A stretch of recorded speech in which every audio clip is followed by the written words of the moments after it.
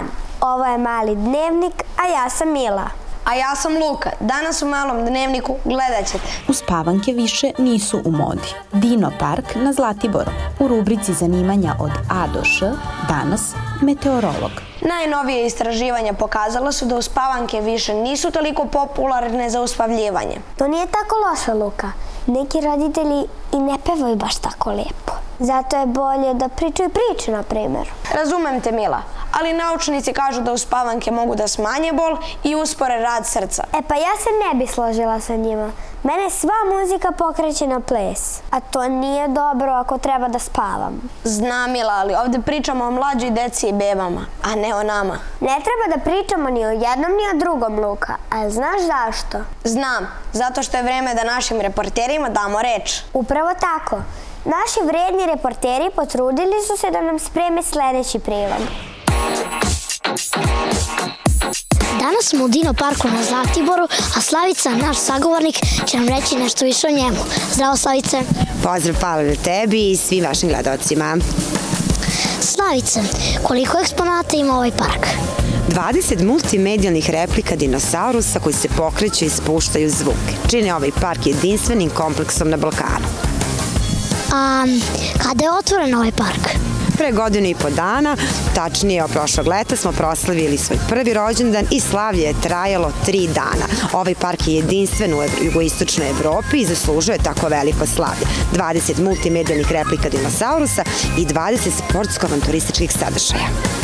Ja znam da je ovaj park dobio neku nagradu prošle godine. A kakva je ta nagrada? Bravo, Pavle, odlično si informisan.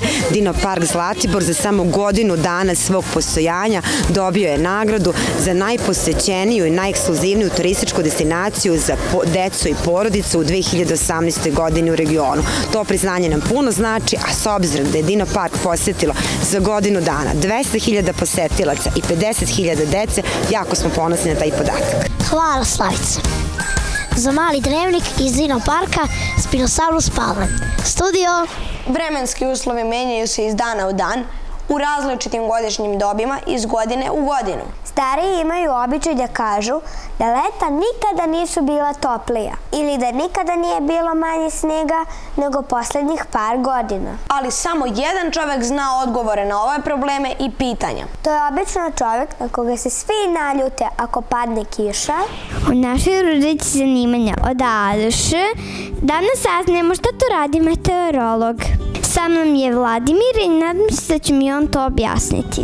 Zdravo, Vladimir. Zdravo, Tara. A iako vi mislite, verovatno većina vas, da meteorolog u stvari priča prognozu pre dnevnika, uveče najčešće, samo mali broj meteorologa to radi. Kod nas u zemlji samo 3 meteorologa u stvari pričaju prognozu pre nego što počnu vesti. Svi ostali meteorolozi koji ne rade na televiziji spremaju u stvari tu prognozu za njih. Pošto je mnogo teško napraviti prognozu, onda treba puno meteorologa da radi da bi prognoza bila napravljena, tako da mi se bavimo time da osmatramo kako izgleda naša atmosfera, koliko je negde temperatura, koliko jako duva vetar, koliko je palo snega i onda uz pomoć svih tih brojeva kada ih stavimo u kompjuter mi u stvari izračunamo kako će da izgleda vreme narednih nekoliko dana. Pominjali ste neko računanje, to znači da vi morate da znate matematiku.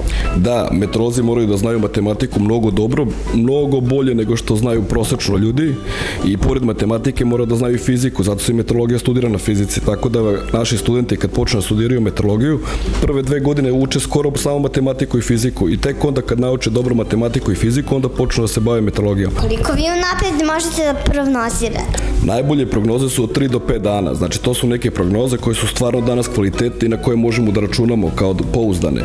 Međutim, mi se trudimo da izračunamo još duže prognoze, ali pošto danas nemamo tako dobre kompjutere koji bi to mogli da nam izračunaju, moramo da sačekamo još neko vreme dok naprave tako još bolje i bolje kompjutere da bi mogli da izračunamo kvalitetnije prognoze i najdalje što ćemo ikad moći da računamo je oko 15 dana. Mislim da ću probati i ja sada da isprognoziram vreme. Za Mali dnevnik Tara. Studio.